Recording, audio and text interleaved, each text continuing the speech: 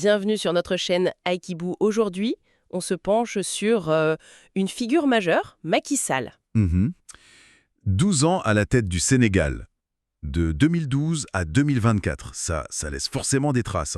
Il est parti le 2 avril dernier, mais la question reste entière. Mission accomplie ou pas vraiment? C'est ça, la question du bilan, elle est complexe. Il est arrivé, faut se rappeler, avec un très gros score, 65,80% contre Abdoulaye Wade.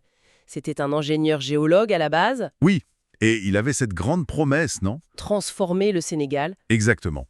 Le plan Sénégal émergent, le fameux PSE, lancé en 2014, l'objectif affiché, un pays émergent d'ici 2035. C'était l'épine dorsale de sa présidence. Donc l'idée aujourd'hui, c'est d'explorer ça.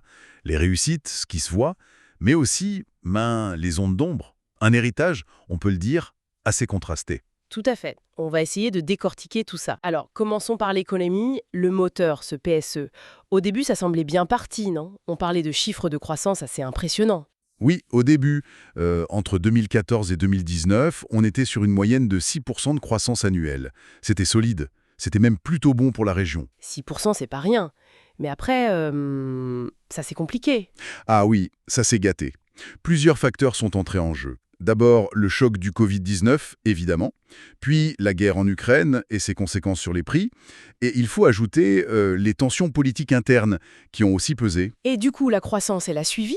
Elle a chuté lourdement. En 2020, on est tombé à 1,3%. Ça a repris un peu ensuite, mais ça a de nouveau ralenti pour tourner autour de 4% en 2023. Donc un parcours bien plus heurté que ce qui était espéré au départ. D'accord. Mais ce qu'on voit sur le terrain quand on pense PSE, c'est surtout les chantiers, les infrastructures. C'est indéniable, non? Ah, ça, c'est clair. C'est peut-être l'héritage le plus marquant, le plus visible. Le train express régional, le TR, à Dakar, c'est une révolution pour beaucoup. Et le BRT, le Bus Rapid Transit, qui arrive aussi. Voilà. Plus les milliers de kilomètres de routes et d'autoroutes construites ou réhabilitées. Les ponts, les pistes ruraux aussi, il ne faut pas les oublier. Et cette nouvelle ville, Diamniadio. Diamniadio, sortie de terre avec ses ministères, son centre de conférence, l'arène nationale, même une unité de production de vaccins, sans oublier le nouvel aéroport Blaise Diagne, même si sa conception est antérieure. C'est un changement physique du pays. Il y a eu aussi des efforts sur l'énergie, je crois. Oui, la capacité électrique a quasiment doublé, et un effort sur le renouvelable, avec notamment la centrale solaire de Dias. L'objectif était d'atteindre 30% d'énergie renouvelable dans le mix. Donc beaucoup de réalisations concrètes, visibles, mais, il y a toujours un mais, le financement de tout ça.